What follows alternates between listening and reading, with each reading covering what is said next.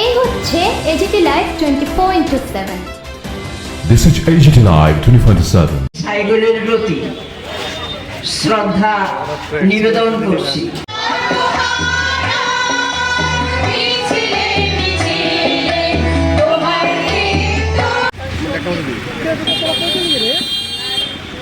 পেলাম না এরকম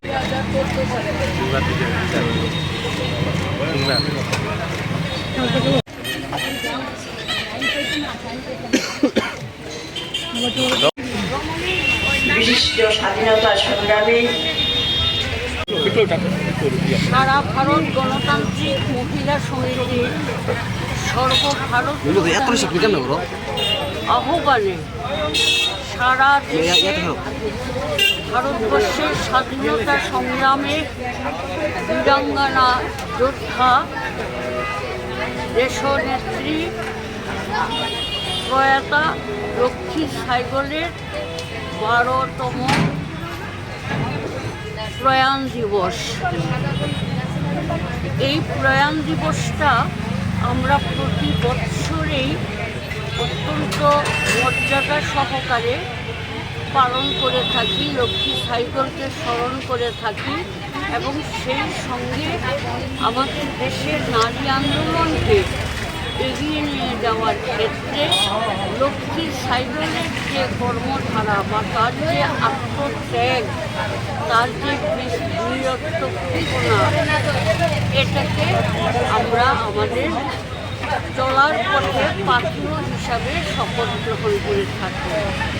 তো এবারে লক্ষ্মী সাইকেলের এই প্রয়াণ দিবসে আমাদের স্লোগান হচ্ছে, আপনারা স্বাস্থ্য, শিক্ষা, কর্মসংস্থান, এই দাবিগুলো এবং নিট নেট এইসবের মাধ্যমে শিক্ষা ব্যবস্থা যে বেসরকারিকরণের একটা ধান্দা কেন্দ্রীয় সরকার করছে, স্বাস্থ্য পরিষেবাকে বেসরকারিকরণের মধ্যে তুলে দিচ্ছে, কর্মসংস্থানের রাস্তা ক্রমশ বন্ধ করে দিচ্ছে, এই তিনটা দাবি সর্বভারতীয় দাবি। সেই সঙ্গে আমরা রাজ্যের বর্তমান পরিস্থিতিতে আমরা যুক্ত করে নিয়েছি খাদ্যের দাবিটা এবং গণতন্ত্র, মানুষের গণতান্ত্রিক অধিকার যেভাবে পদদলিত হচ্ছে তার বিরুদ্ধে আমরা সেখানে স্লোগান তুলেছি। লক্ষ্মী সাইগল আমাদের কাছে প্রেরণা এবং আমরা তার আদর্শকে সামনে রেখে আমরা এগিয়ে যাব।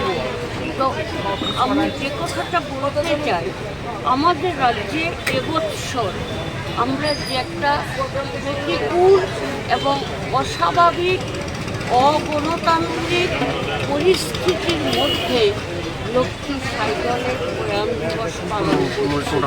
আপনারা দেখছেন রাজ্যের আসন্ন স্তর পঞ্চায়েত নির্বাচনকে কেন্দ্র করে সারা রাজ্যেই এই রাজ্যের বিজেপি নামধারী দুর্বৃত্ত বাহিনী একটা রাজনৈতিক সন্ত্রাসের আবহাওয়া তৈরি করেছে।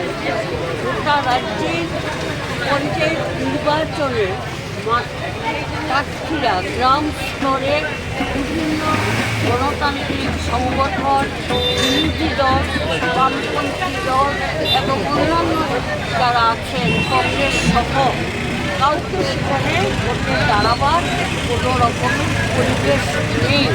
তারা সেখানে জবরদস্তি এবং নানাভাবে ভয় প্রদর্শন করে প্রার্থীদেরকে ভোটে দাঁড়ানোর থেকে বাধা দিচ্ছে। গতকাল মনোনয়নপত্র প্রত্যাহারের শেষ তারিখ ছিল 22শে জুলাই। আমরা কি দেখলাম, সারা রাজ্যে বিরোধী বামপন্থী প্রার্থী এবং কংগ্রেসের প্রার্থীদেরকে জোরপূর্বক জবরদস্তি করে তাদের মনোনয়নপত্র প্রত্যাহারের জন্য, উদ্যোগ করার জন্য বহু ক্ষেত্রে বাধ্য করা হয়েছে। এরকম একটা অগণতান্ত্রিক পরিবেশ আমাদের রাজ্যে বিরাজ করছে 2018 সাল থেকে, তারপরেও সাহস করে যারা এই নির্বাচনে লড়াই করছেন